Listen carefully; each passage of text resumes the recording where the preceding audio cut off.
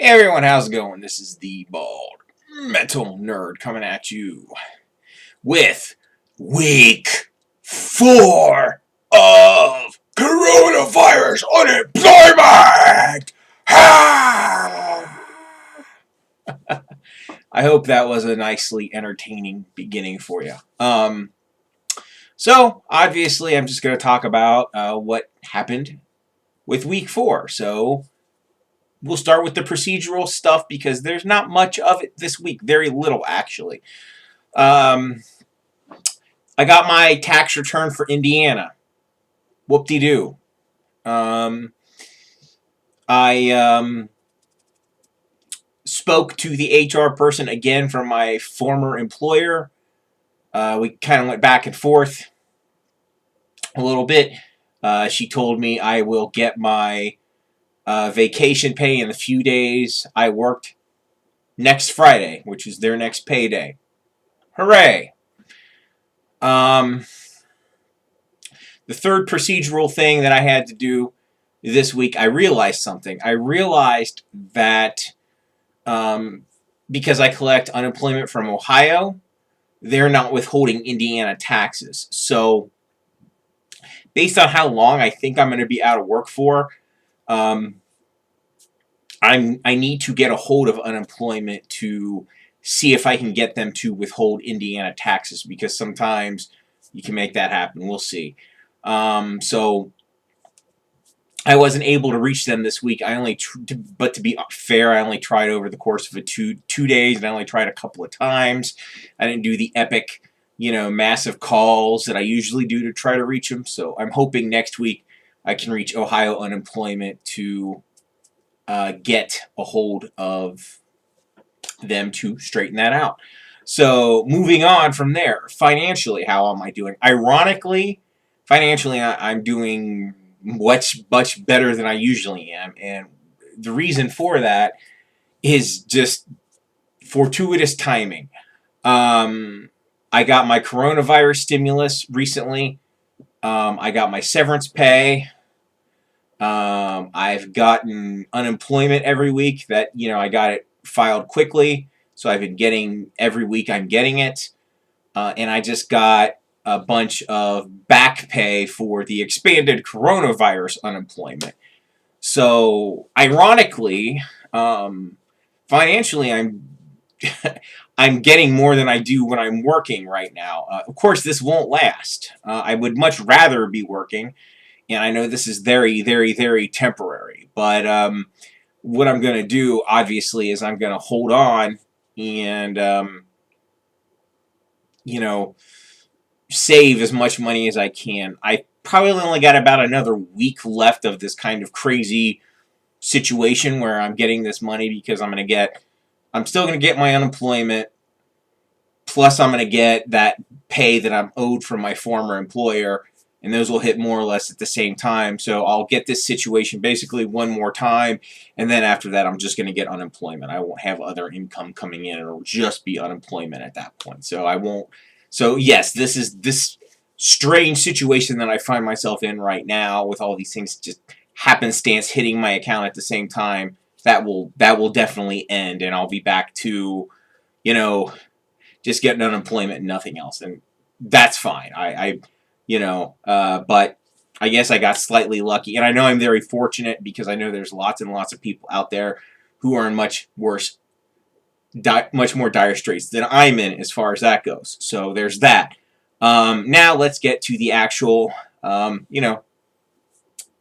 job hunting portion of this, and shocker of shockers.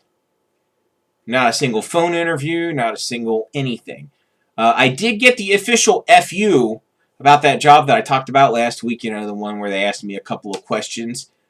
I got the official, today's Friday, and I got the official, we've went with another candidate email from them. So, yeah, which is funny because I just saw the job reposted like yesterday as like a new job. So, obviously, they just didn't like me for whatever reason. What the fuck ever, But yeah, I did get a nice FU letter from them, which is, hey, you know what? I was really hanging on to my seat hoping to get that one job, but it just didn't happen. Darn. So, all kidding aside, most days this week I applied for, again, one job a day. Today was slightly better. I found 4 jobs to apply for today, which actually is decent. So, yeah, I don't, again, though, I have no particular hope that any of these are going to work out or not. Because, again, yes, I had a few more uninspiring conversations with a few recruiters, but no forward momentum on anything. Um, I don't expect much to happen next week, the last week of April. Very much doubt anything's going to happen. Um, I have no idea how long I'm going to be in the situation for. It really just depends on how long the pandemic continues to decimate the economy the way that it has. I think, even when things start to, quote, open back up, um, I don't know how long it's going to be before the economy really starts moving again. I'm lucky that I've managed to build a little bit of a cushion for myself. So I am very fortunate in that, and I'm very thankful for that. So there's that. Now, personally, how am I doing? Well, again, this week, homeschooling my children, unsurprisingly, not fun. We are getting into a groove per se, but it's definitely not something I would ever choose to do. It's being forced upon me. It's incredibly frustrating a lot, but I'm getting through it. I'm surviving. Probably the most noteworthy thing that happened to me today is, I fix computers on the side, right? As I may or may not have mentioned. I know I've mentioned in previous videos. And I had a customer this week that I made a whopping $75 off of. This was an older woman, probably, late 60s, early 70s. I don't know. We will call her, what's a good name? We'll call her Gretchen, right? It's not her actual name, obviously, but we'll just call her that. So Gretchen calls me up. She's like, hey, I saw your ad in this place. I got these issues with my computer, and she takes like a half hour to tell me what's going on with her computer. That's never a good sign, right? Basically, what she needed, because like many other old people, she falls for ads. Like, she'll click ads on the computer, and she'll download like this bogus antivirus and whatnot, right? So it was just some of that. So really, all she needed was a reinstall of Windows. I mean, because what she had, I mean, her computer basically worked. I mean, it wasn't like inoperable or anything, but it was definitely not in the best shape operating wise. So I told her, she brought her computer by, and I told her, I said, yeah, sure, I can do this. I'll back your data up and reinstall Windows for you. And I said, yeah, it'd be $75. And she says, that's fine. I said, now, when I do this, it'll basically be like you have a new computer. She's like, okay. I said, that means everything goes away except for what I put back on it. Okay, great. So off she goes. The next, day after she brings it to me, I think, like, I don't know, Wednesday or something, I back her data up. Then I start working on her computer. I, delete the partitions, format it, and do a clean install of Windows 10, right? Load her data back on, install a few applications that she, asked to have reinstalled, yada, yada, yada, loaded her data, called her up. She comes by today, actually, yeah, because I called her Thursday. She comes by today. And, we turn on her computer, and I'm giving her the little demo, like showing her what I did and all that. And she asks me, will the Wi-Fi connect when I get home? And I told her, yeah, all you have to do is connect to the Wi-Fi. She's like, well, how do I do that? So I click in the system tray area. I show her how to select the network and all that. And she thought, I don't know, I was a wizard or something. She had no idea what I was doing.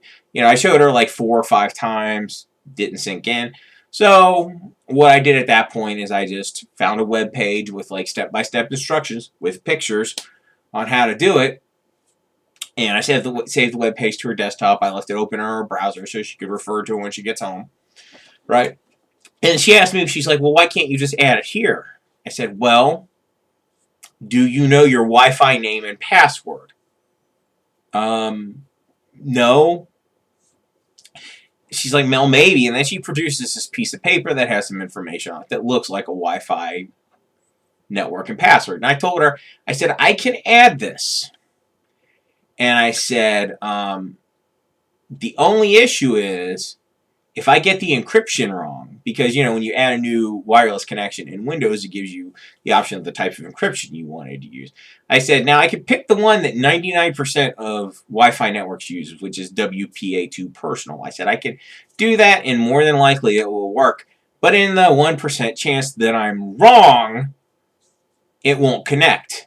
And if you try to go to connect to it, if it's misconfigured, you may have to delete it, and that adds a level of complexity, and yada, yada, yada. And she's like, well, she's like, don't do it if it can possibly make it worse. I'm like, okay, fine, I won't do it. I said, but there's no way for me just to add it without, and she looked like really, because I couldn't guarantee that it would work, and she looked really confused. I said, and she was starting to get annoyed, like offended, and I'm just like, I don't know what to tell you. I said, if you're really uncomfortable with this, I said, I can come to your home and I'll do it for you. Now, there will be an additional charge for that because I charge an hourly rate if I come to your home, right? And she didn't seem to be too keen on that. Whatever. And then she also asked me, she's like, well, what about my printer? I said, do you know the exact model number? No, I don't. I said, well, then, no, I'm not going to be able to add the printer for you either. And it's kind of the same thing because it's a wireless printer, right? She's like, yeah. I said, well, I'd have to be on your network to add it as a network, blah, blah, blah. I said, again, we have this chicken and egg problem, right? And she's like, oh, and we're going back. She's like, well, what about it? And she's like, well, who do I call? And I said to her, I said, I can do it if you want. Or you can use the internet to figure it out. And she was acting, she's like, well, would you know what you're doing? And I'm thinking to myself, I said to her, I said, I have 15 years of professional IT experience. I can handle connecting to a Wi-Fi network and adding a printer. I said, if I came to your home and by the 1,000,000 to 1 chance I couldn't get it to work, no charge. It's free. I won't charge you any money at all. If I come to your house and I can't do the job, sucks for me, you know. Then no additional charge. She's like, oh, I don't want to, you know. So after like a half hour and just her acting that way, she finally leaves. And I was really pissed off after speaking with that woman. I'm just like, wow, she's a real piece of work. And then and then as soon as she gets home, she calls me. And she's clicking around on this this thing, and you know, she's telling me, because God, who the fuck knows what she did. She's clicking into things, viewing screens that have nothing to do with connecting the Wi-Fi network. She's like, I can't figure it out. I can't. Blah, blah, blah. And I talked to her for a few minutes, and then I ultimately tell her, I say, look, I said, you're not following the instructions. I don't know what you're clicking on, but it's not the correct thing. I said, I cannot help you over the phone anymore. I said, if you need assistance, I can come out there. And I reiterated to her that if I couldn't help her, no charge. And she's like, well, I'll just try to work it out. Fine, lady, whatever.